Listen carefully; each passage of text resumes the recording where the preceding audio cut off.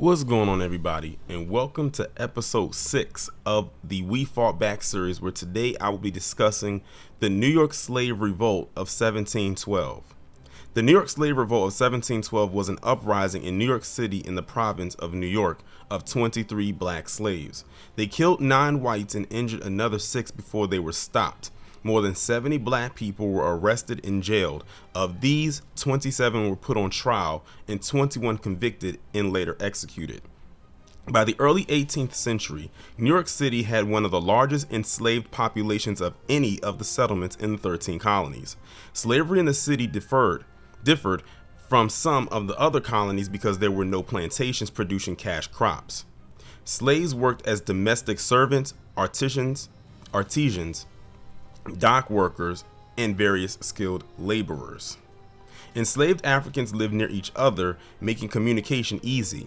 They also often worked among free black people, a situation that did not exist on most southern plantations.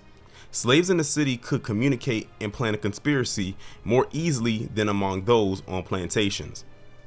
After the seizure of New Netherland in 1667 and its incorporation into the province of New York, the rights of the free Negro social group were gradually eroded. In 1702, the first of the New York slave codes were passed, which further limited the rights enjoyed by the African community in New York. Many of these legal rights, such as the right to own land and marry, were granted during the Dutch colonial period. On December 13, 1711, the New York City Common Council established the city's first slave market near Wall Street for the sale and rental of enslaved Africans and Native Americans. By the early 1700s, about 20% of the population were enslaved black people. The colonial government in New York restricted this group through several measures, requiring slaves to carry a pass if traveling more than a mile from home, discouraging marriage among them, prohibiting gatherings in groups of more than 3 persons, and requiring them to sit in separate galleries at church services. A group of more than 20 black slaves, the majority of whom were believed to be Coromantee or Akan, were gathered on the night of April 6, 1712, and set fire to a building on Maiden Lane near Broadway.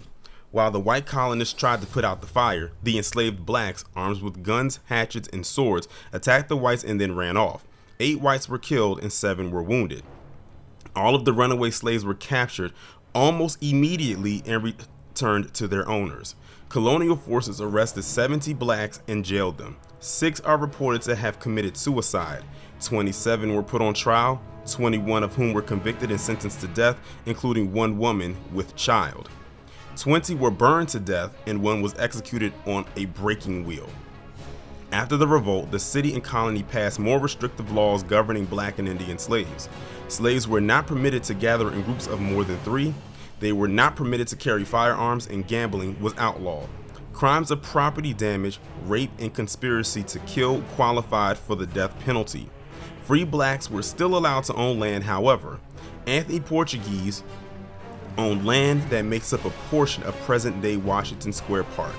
This continued to be owned by his daughter and grandchildren. The colony required slave owners who wanted to free their slaves to pay a tax of 200 pounds per person, then an amount much higher than the cost of a slave. In 1715, Governor Robert Hunter argued in London before the Lord of Trade that manumission and the chance for a slave to inherit part of a master's wealth was important to maintain in New York. He said that this was a proper reward for a slave who had helped a master earn a lifetime's fortune, and that it could keep the slave from descending into despair. That is going to conclude this week's episode of the We Fought Back series, which is the New York Slave Revolt of 1712. I have a playlist dedicated to this series, so if you would like to go back and listen to it and recap and refresh yourself on the previous episodes, feel free to do so. And make sure to tune back in this time next Wednesday when I do episode 7 of the We Fought Back series. Be safe and be one.